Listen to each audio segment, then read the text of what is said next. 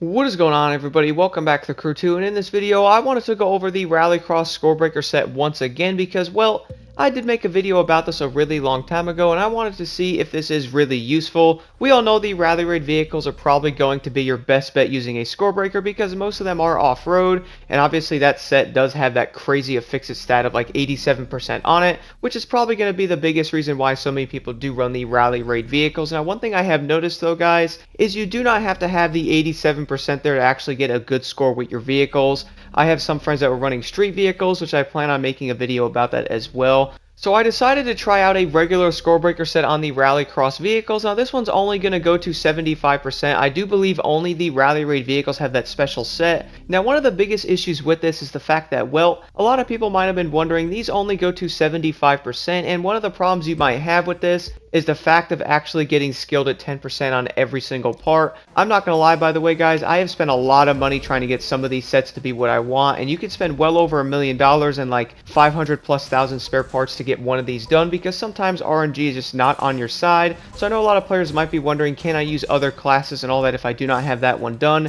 Maybe your set on the Rallycross vehicles are better, maybe you got lucky on those, and I have actually tested out a good amount of these events so far, and to my surprise, the Rallycross vehicles are doing a really good job. Even with a 73.8% on the skilled, these vehicles still can probably get around 154,000 or so on many of the slalom skills and the summits, which I think would be plenty. I know a lot of people might be wondering as well. Normally on these slaloms, I try not to run the rally raid vehicles if they are on the track. I would run something like a touring bike or something like that, or one of the other vehicle classes, and I still get around 154 to 155. Now, I'm sure many people might have been wondering how a lot of these players are getting such high scores on many of these slaloms, and well, the reason for that is going to be the set right here. 89% on skilled on the rally raid vehicles are basically going to make this the best Scorebreaker set in the game. You honestly really cannot compete with this with any of the other classes, but one thing I do want to mention that I did previously say as well, by the way, guys, is the fact that, well, you do not have to have that set on your vehicle to get a good score on most of these summit slaloms, is what I have noticed.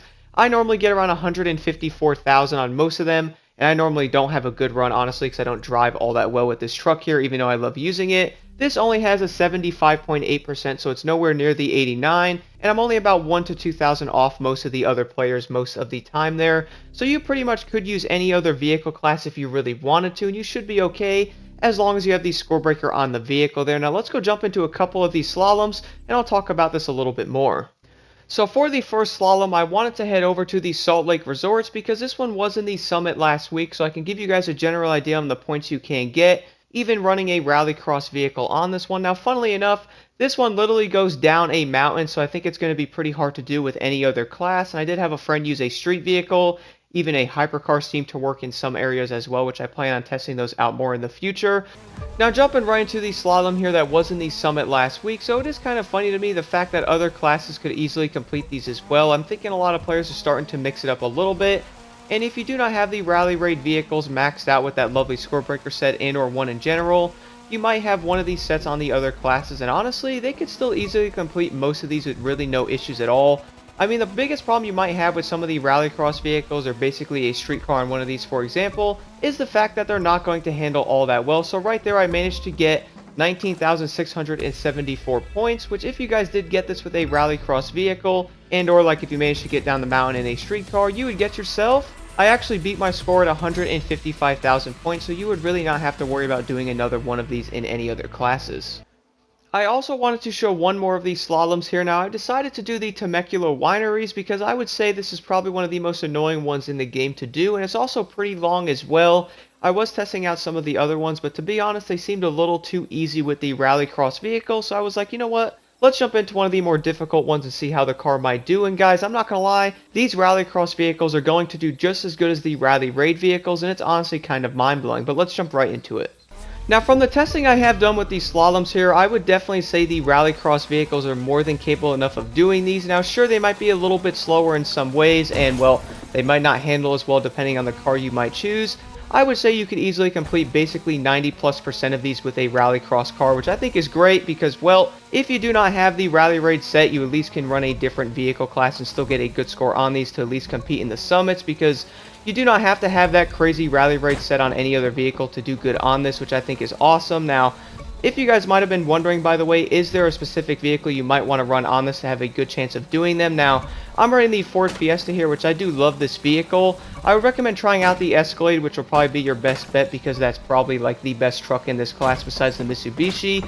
I would recommend trying out something like the Fiesta here because the stability of the Rallycross vehicles after the handling update seems to make these cars a lot better. Now, crazily enough, I managed to get 24,000 points on this, which I think is pretty insane because I'm only 1,000 points behind a Rally Raid vehicle, so you could definitely mix this up by using a different class. So knowing the rally cars are going to be a good option on these slaloms and the summits, I think are going to make this a lot more fun because now we can use other vehicle classes and really not get messed up when doing so. I know a lot of players are probably wondering, well, now that I do not have that rally raid set, can I even do these slaloms and really compete with these other players? And well, from what I have noticed, guys, from the testing I have done, it doesn't really seem to matter all that much if you are using that set or not. You can easily get yourself around 155,000 points with basically just using a rally car and a regular Scorebreaker set, which I think is going to make the summits a lot more fun and also open this up for many more players because you do not have to have the rally raid set to compete in the summits, which honestly I was thinking that a while back as well, but luckily testing out these other sets it seems to do just fine as well, and you can basically get yourself around the maxed out points you can on a summit there. Now let me know what you guys think in the comments below about this,